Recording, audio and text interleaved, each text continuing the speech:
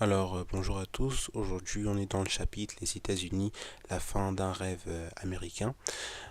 Cette idée de rêve américain, elle a souvent été reprise par les présidents américains. Par exemple, en juin 2015, quand Trump va annoncer sa candidature, il va affirmer: le rêve américain est mort, mais si je gagne, je vais le faire revenir. Selon Loric Henneton, dans l'Amérique face à ses fractures, donc c'est un livre qui est paru en 2024, cette idée de rêve américain prisé, il n'est pas du tout original, et il date notamment depuis le président Reagan. En fait, c'est déjà cette idée de rêve américain, en fait, elle date des années 30, plus précisément en 1931, lorsque James Truslow Adams il va publier un livre. Il va définir cette notion comme en fait une notion qui renverrait à une vie meilleure, plus riche et plus pleine. Mais aujourd'hui, on donne une définition plus précise au rêve américain qui renverrait à la richesse matérielle, une société individualiste, au mythe du self-made man, également une société de consommation. Mais très rapidement, cette idée de rêve américain, elle a été remise en cause, déjà par la crise de 29, puis dans les années 60, 70, on va également avoir un enchaînement de crises économiques, ainsi que le développement de la contre-culture, avec par exemple le mouvement des hippies qui va naître à San Francisco dans les années 60. Et également depuis 2008, le rêve américain paraît encore plus brisé parce que bien sûr en 2008 on a eu la crise des subprimes, et dans le même temps certains spécialistes se sont accordés sur la crise du leadership américain ainsi qu'une crise de la démocratie aux États-Unis. Une autre chose qu'on peut remarquer, c'est aujourd'hui un paradoxe aux États-Unis. En fait, on remarque que les États-Unis connaissent une croissance exceptionnelle depuis 2010. Depuis 2010, la croissance annuelle des États-Unis, c'est environ de 2%. Et en 2021, on a même une croissance exceptionnelle des États-Unis à 5,9%. Cependant, cette croissance se fait au détriment de la société, avec des problèmes d'inégalité, de stagnation des niveaux de vie, également des problèmes sanitaires. Et ce qui est vraiment surprenant, c'est que malgré tout cela, Trump, alors que c'est un milliardaire américain, il va quand même être élu. Alors comme problématique, on peut prendre pourquoi, malgré la bonne santé économique de leur économie, les États-Unis connaissent-ils une crise économique profonde. Alors là, on va passer à la partie A, qui est un nouvel âge doré. Alors, à partir des années 80, les États-Unis ils vont retrouver la croissance après une période de crise grave, mais ils vont toujours continuer à souffrir de grands problèmes internes. Les gens remarquent que le chômage est à près de 10%, l'inflation, elle est à près de 11%. On remarque également un gros déficit public et commercial du gouvernement américain. Dans la société en général, il y aurait une stagnation de la productivité, on aurait également une hausse de la criminalité, et le système éducatif américain, il semble être chaotique. Par exemple, en 83, on va avoir un rapport sur l'éducation aux États-Unis qui va mettre en évidence la faiblesse du niveau des élèves américains.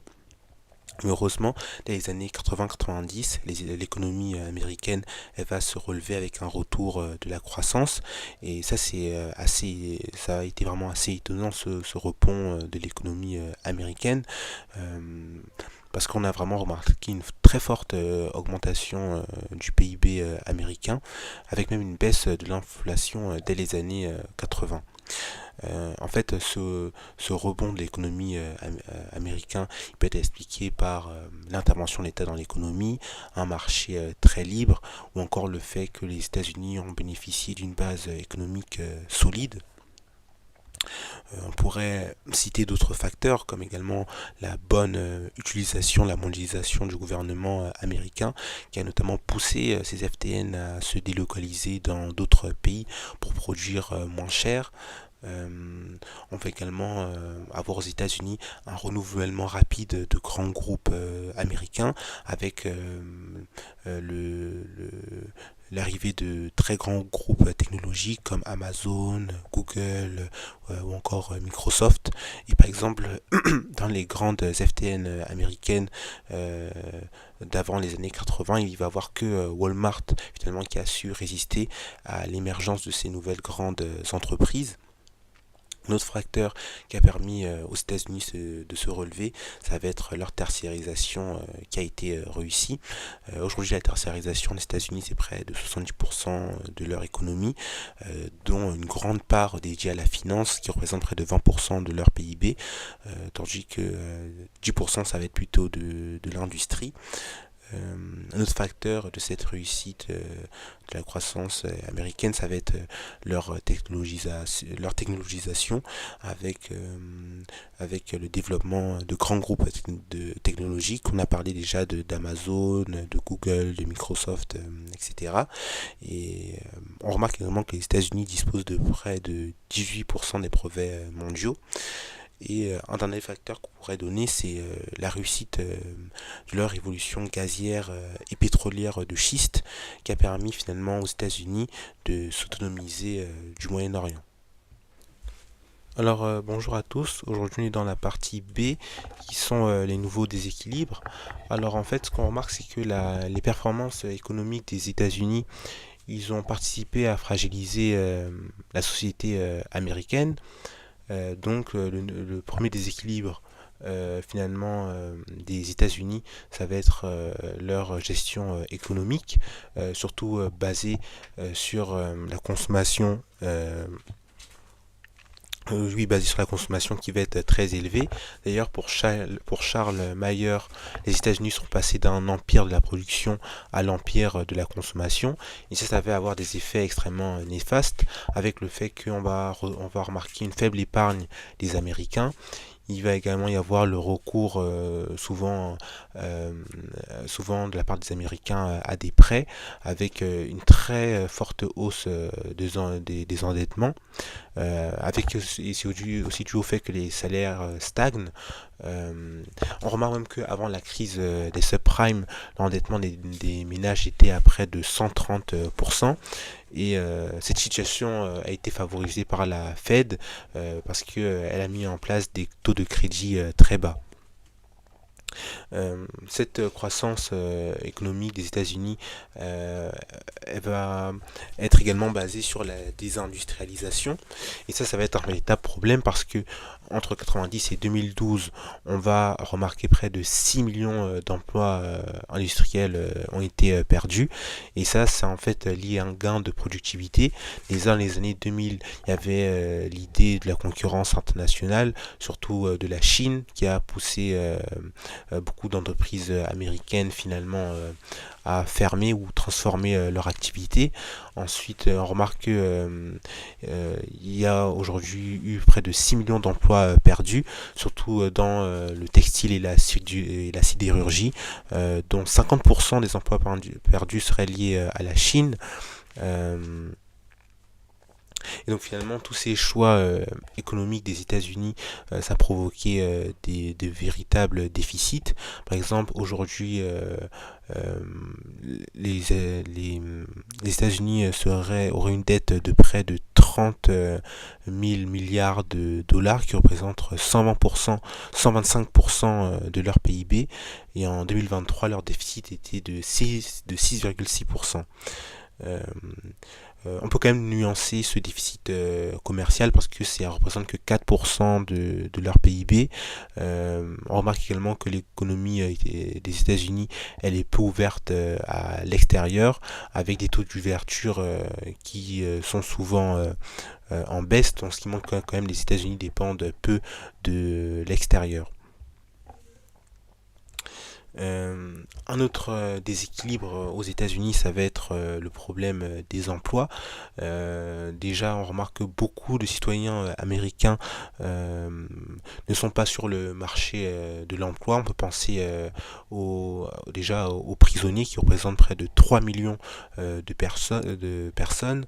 Le chômage également aux États-Unis serait très sous-évalué. Il y aurait également de nombreux emplois précaires. Euh, et on remarque également une polarisation des emplois avec des très hauts et des très bas salaires.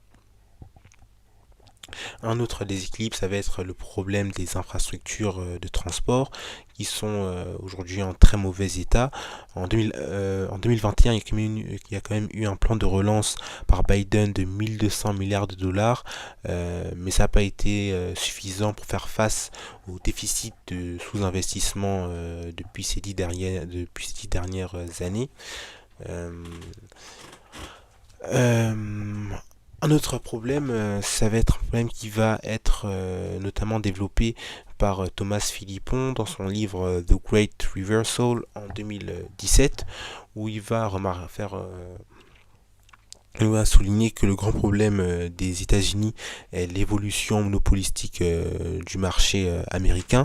En fait, de très grandes FTN vont de plus en plus dominer leur marché, ce qui va aboutir à moins de concurrence, à une hausse des prix, à une moins bonne productivité. Et ce phénomène, il a été accentué depuis une vingtaine d'années avec le lobbying des grandes FTN qui vont influencer sur les décisions, notamment en finançant des campagnes électorales. C'est pourquoi, par exemple, Biden il essaie de redévelopper la concurrence des entreprises, avec par exemple en 2021 le lancement de la loi anti-trust. Euh, Aujourd'hui également le gouvernement américain essaye de mettre en place de nombreuses mesures face aux grandes FTN technologiques où ces entreprises vont souvent être sanctionnées pour abus de position dominante. Et une autre chose qu'a mis en place Biden, c'est une taxe à 15% sur les FTN quand même. Mais quand même ces mesures, elles vont sembler pas assez fermes pour véritablement reprendre le contrôle sur les FTN américaines. Et enfin, un dernier équilibre qu'on pourrait citer, c'est un déséquilibre lié à une fracture géographique.